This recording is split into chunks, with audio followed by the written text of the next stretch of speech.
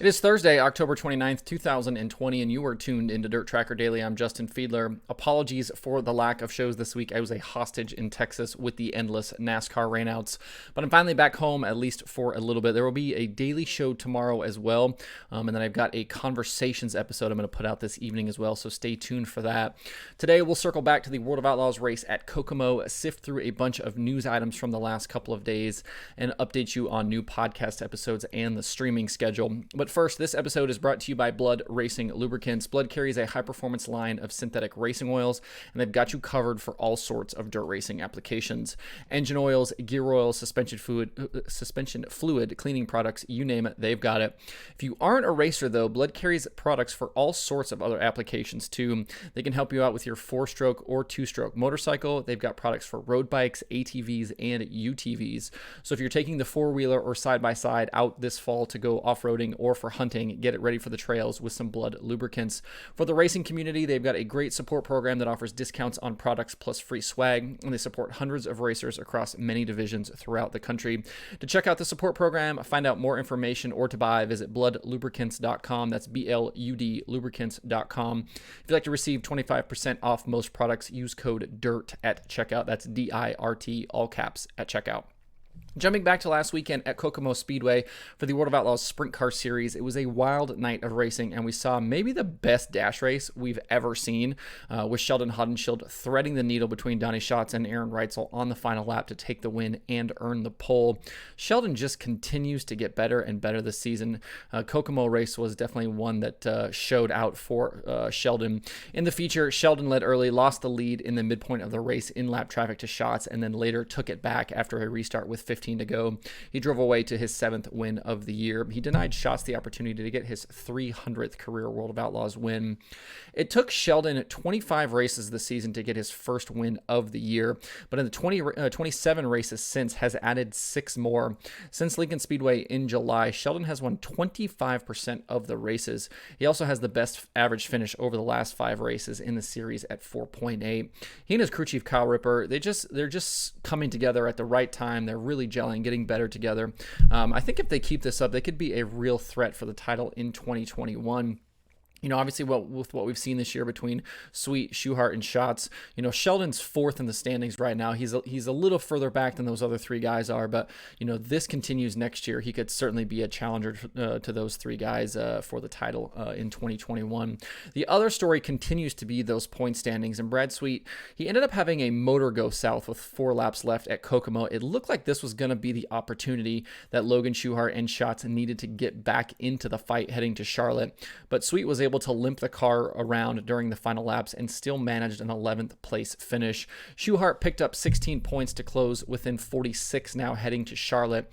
But remember last week we said Schuchart needed to beat Sweet over the final 3 nights by an average of 10.3 positions to pull even. So while beating him by 8 spots at Kokomo certainly helped, it's certainly going in the right direction, it's not all that he needed. He actually needed to beat him by a couple of more positions to actually make up real ground. So now with that 46-point gap, that means Schuchart needs to beat Sweet by 11.5 positions each night in Charlotte. So that 10.3 is now 11.5. I said before I thought this was probably over, and I still think that. Schuchart has been very good at Charlotte in the past, but Sweet is no slouch there either. Schuchart needs Sweet to have terrible luck both nights to really have a shot, and I just don't see that happening. Schatz is 64 points out, and that feels insurmountable at this point. The Outlaws are off this weekend and are back at Charlotte for the final 2 nights, November 6th and 7th. There have been plenty of news items since we last did a show, including Kyle Larson announcing he's shutting down the KLR2 team with Carson Macedo. It's a shame to lose a full-time World of Outlaws team, especially one that's been around a while and one that has had success with both Shane Stewart and Carson Macedo behind the wheel. We knew this would be a wild, silly season, which we've certainly seen plenty of evidence of already, and this was just another one of those moves. I expect Macedo will be back out with the Outlaws full-time next season, just with another team. As for the 2, I don't really have any real insight onto why they shut it down, but this doesn't really feel like a money issue to me. With Larson moving back to NASCAR next season, having 2 young kids, still wanting to get in some dirt racing, it almost bet that this was maybe just too much for those guys to kind of keep up with and manage on a day-to-day basis. And speaking of Larson, there have been several other news items involving him in the last couple of days. We will get to see him in both a sprint car and a late model with the World of Outlaws series at Charlotte next week. He'll be back in the Kevin Rumley prepared 6 car with the World of Outlaws late models, and then the Paul Silva 57 with the sprint cars. He'll no doubt be a contender in the sprint car, and it'll be fun to watch him mix it up again with the late model guys, especially with the late model field up. It's going to be a stacked field of cars at Charlotte, with the Lucas season over and things over in a lot of other places. A lot of those guys are going to come to Charlotte, and a lot of those guys have been testing at Charlotte here recently as well. So we also found out yesterday that Larson will move to Hendrick Motorsports in NASCAR for next season. That move is official. He'll be in the 5. We heard today, though, that Rick Hendrick will not stop him from racing dirt, and then when it doesn't conflict with his NASCAR commitments, he's free to do what he wants. That's a big 180 from Mr. H. He's notorious for not allowing his drivers to do much extracurricular racing, and has blocked guys like Casey Kane in the past from doing much dirt racing.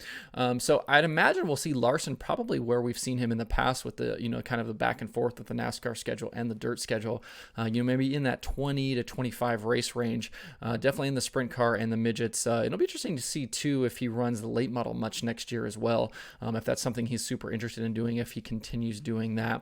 I do think this is great for dirt fans, to be able to see Larson, return to kind of the top of American motorsports, but then still get that opportunity to see him a handful of times throughout the year on dirt. I think that's a win-win for everybody involved. In other news, Gio Scelzi announced that he will end his pavement racing foray and instead focus entirely on sprint car racing in 2021, joining KCP Racing full-time. Scelzi ran some ARCA races in 2020. He did get his first win on October 23rd at All-American Speedway. He's been driving for Bill McAnally in that series. Scelzi has shown immense promise in his early career, and it felt like he was probably a shoo-in for one of those pavement paths up the ranks, possibly with Toyota. But he told Jeremy Elliott that his heart is in dirt racing, and that's what he wants to focus on after getting the kind of that little taste of pavement racing this year. Scelzi joined KCP earlier this year after the team parted ways with longtime driver Ian Madsen. Scelzi did go winless with the team, but did have several strong runs between the All-Stars and Outlaws. The 18 team has not yet decided their schedule for 2021, mulling the Outlaws, All-Stars, and a pick-and-choose schedule. And then speaking of Ian Madsen, he's going to finish out the year, as we mentioned before, driving the 11 for Sam McGee and McGee Motorsports after Zeb Wise vacated that seat. And that team announced this week they will chase the All-Star title in 2021 with Madsen behind the wheel. Since leaving KCP, Madsen has driven for Guy Forbrook, Boffman Reitzel, and McGee. The 11 team will also mix in some World of Outlaws races when the schedule permits next year. There are certainly more moves in the sprint car world rumored. We'll keep you updated as they happen. I'm not going to play the rumor game on here. As things actually get announced and we have concrete answers, I will certainly talk about them as that happen. But things for 2021 will continue to get clearer as we move closer to Charlotte. And then immediately after, I would imagine we'll have a lot of clarity here in the next probably 2 or 3 weeks about what the sprint car season is going to look like next year, not only from a schedule standpoint, but also from a ride standpoint as well. The early season Wild West Shootout out in Arizona, which is a mini series for late models, announced today they have increased the winner's share for the late model finale on January 17th. In 2020, the winner took home $15,000, while for 2021, that check will increase to $25,000 for the winner. The feature will pay $1,000 to start. Brandon Shepard was the Wild West Shootout winner in 2020. For more information, check out wildwestshootout.net. Since I didn't get to do it yesterday, let's update you guys on new podcast episodes this week. Wing Nation has shows, actually a bunch of shows with Rico Abreu, Alex Bowman, Garrett Bard, Sheldon Hodenshield, and Joey Saldana. Loud Pedal has Justin Grant. The Dirt Nerds talk to Danny Dietrich. Ohio Dirt has Steve Parton of Brush Creek Motorsports Complex. QuickTime has Jeremy Elliott from SprintCarUnlimited.com. Midwest Autosports has Pennsylvania driver Dylan Cisney. And there are new episodes of Wednesdays with Wayne and Passing Points. If you'd like to see the full list of shows and episodes, you can check those out at DIRTRACKR.com/podcast. There are a few items on the streaming schedule today. Fast 4 is showing the California Cup from Lemoore Raceway.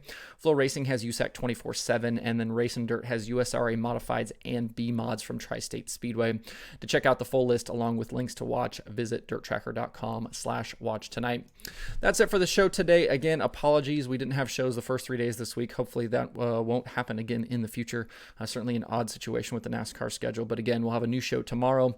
I've got a conversations episode to drop later today as well. And then we'll be back kind of on a normal schedule next week as well. So but that's it for today. Hope everybody has a good Thursday. You can find DIRTRACKR Daily on Apple Podcasts, Spotify, Stitcher, or where you get podcasts. Please subscribe and leave a review. You can also watch the show every day on YouTube and Facebook. You can email the show at info@dirtracker.com, and you can follow along at facebook.com/dirttracker, twitter.com/dirttracker, and the website itself, dirttracker.com. You can follow me personally on Twitter at Justin_Fiedler.